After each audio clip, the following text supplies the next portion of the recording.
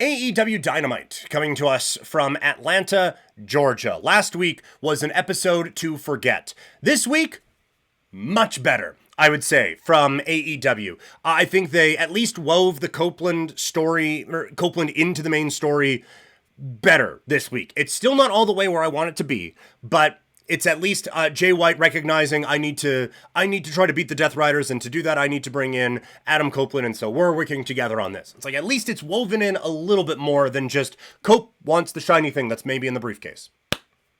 Cool. That's always kind of what it's felt like to me anyway. So at least it kind of flows a little bit better now. I do think Cope and Jay White against Mox and Claudio at Grand Slam should be a wild match. It also should be one where the babyfaces win. The Death Riders have been getting theirs for a while now. And so I feel like this needs to be a moment where the babyfaces actually get something. So there's a little bit of doubt placed into whenever Copeland and Moxley face off, probably at Revolution. But it was a fun start to the show. I thought it was really creative how they did that, where the guys are coming out, the camera swings around, and you see, like, okay, here comes the Death Riders, and behind them, it's Copeland and those guys. And the way Jay White went, okay, 1, 2, 3, 4, 5, 6, 7, 8, cool. And then they go. And a nice added touch of Marina Shafir carrying off Renee Paquette. I thought that was a nice little touch there.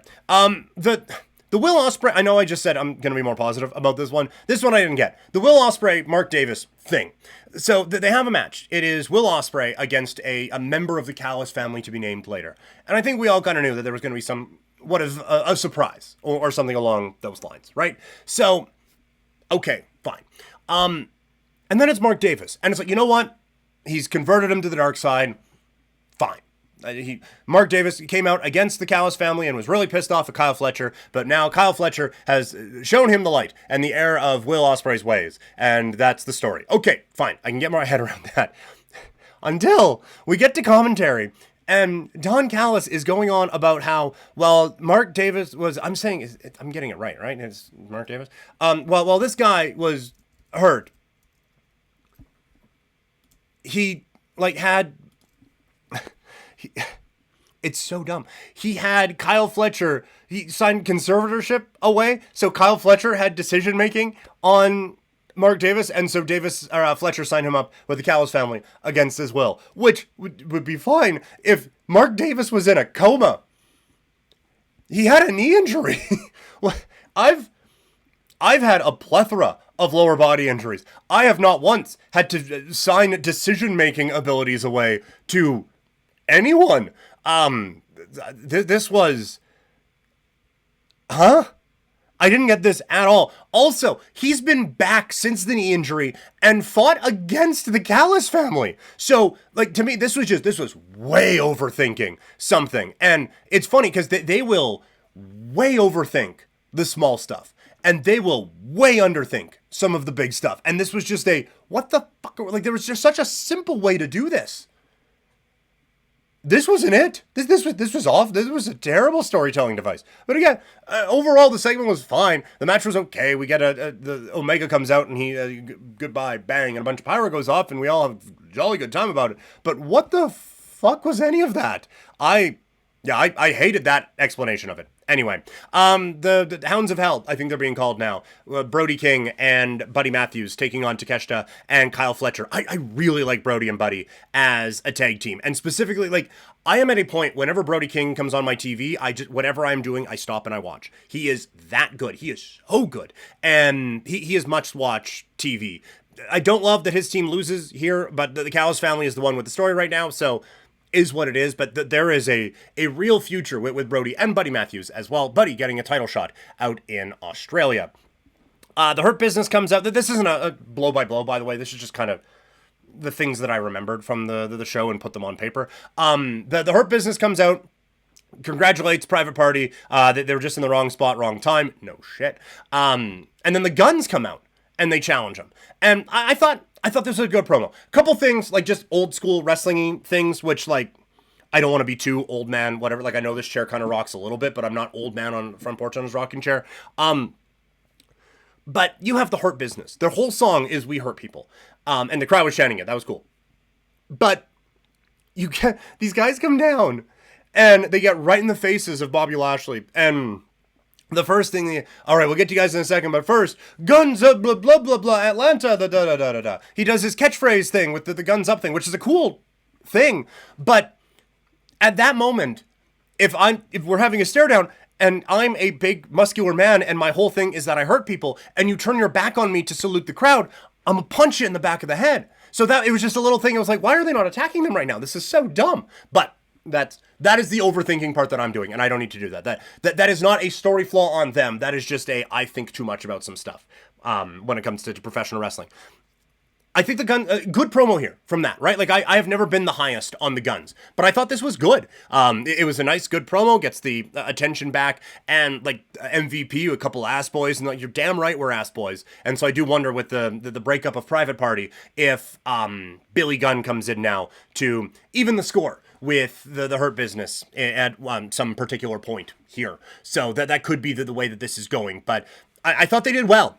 They're absolutely going to lose the Guns when they wrestle next week for the Tag Team Championships, which is a weird way to start a push, but I am willing to give these guys some time to develop into a pretty good tag team, because they're getting at least a little bit of it down. And if they're going to be a little bit more serious, I think this is a good spot for them.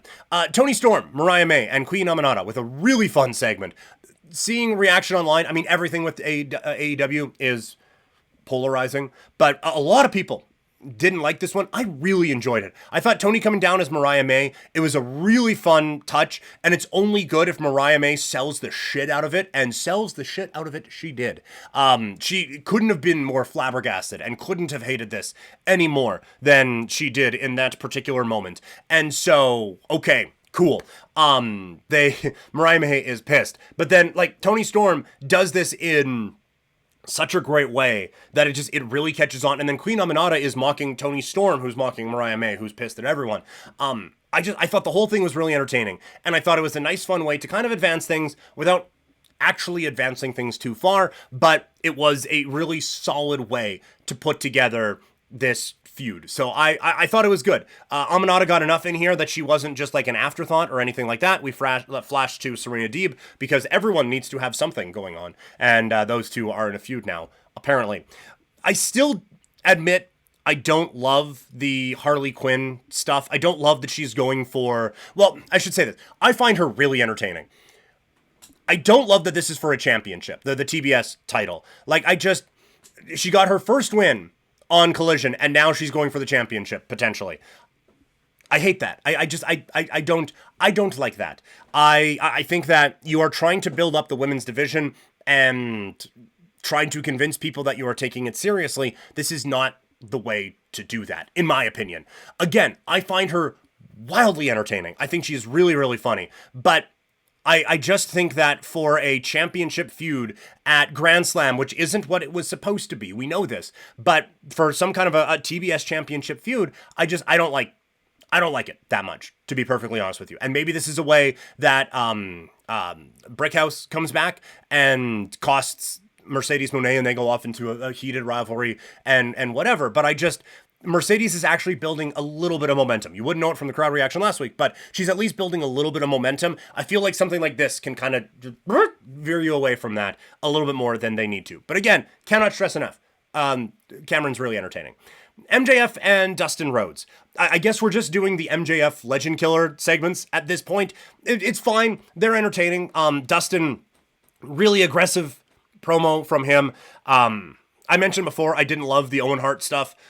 Using it in this way, like, it is what it is. I've said that MJF is, like, too good to just keep mentioning, like, low blow things and stuff like that. Like, I think there's a difference between being a really good promo and being edgy and just saying things that people would get offended about. Like, I don't think there's a real skill in that. And I think MJF has way more skill than is required to do stuff like that. But he's really good at it too.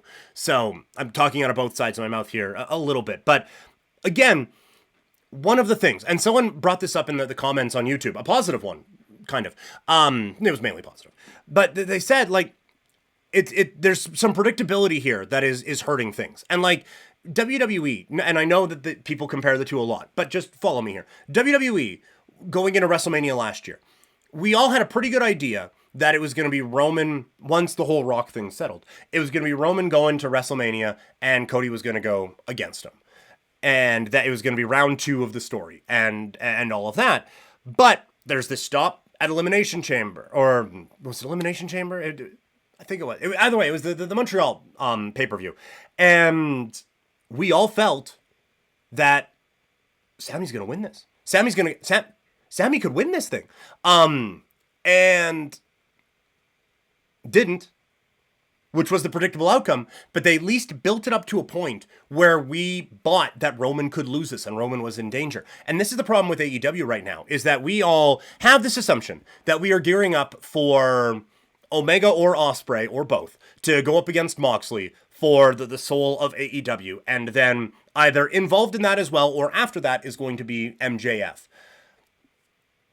The problem is, they're all in feuds right now, and no one believes that any of them are losing. And so it all becomes really predictable. And so when you're not brought on that ride, it's just like, okay, yeah, wake me up when that match happens. And you just get into that mode, and then it's like, okay, well, this is going to be predictable too. We just know they're going to win. And you just start to call everything. So that there needs to be a little bit of drama. Even if we're mapping out a road here, which is fine, there needs to be a little bit of chaos along the way to make us feel like to get us invested in this path. I don't know if I explained that perfectly, but I think I did okay. Hangman comes out, continues to tease what would be a really, really fun feud with MJF and Hangman, potentially for All In, maybe. We'll see if they hold it off for that long. And then the main event was really, really strong in this one. Again, I feel like I'm bringing up a lot of negatives. I really enjoyed this show, and this match was certainly among them. Swerve and Ricochet work really, really well together. I am really enjoying the story. The story, I think Ricochet needed to win. He got it. He looked strong. This was great. I loved all of it. The only slight critique, again, very slight, but I feel like with Ricochet kind of completely changing his character, that he needs to completely change his look as well. And so it all, like, I would just like it to look a little bit different. And I don't know what that means. I don't know if he needs to come out in like a suit like Loki used to wrestle in and do it that way. But I would kind of like a bit of a refresh to the look. But I mean, if I had abs like that, I'd show them off every week on television too. So it's the slightest little whatever. But overall, great match and a good show of Dynamite. Good episode of Dynamite as they push toward Grand Slam. I'm excited to watch that show, and I couldn't have said that a week ago.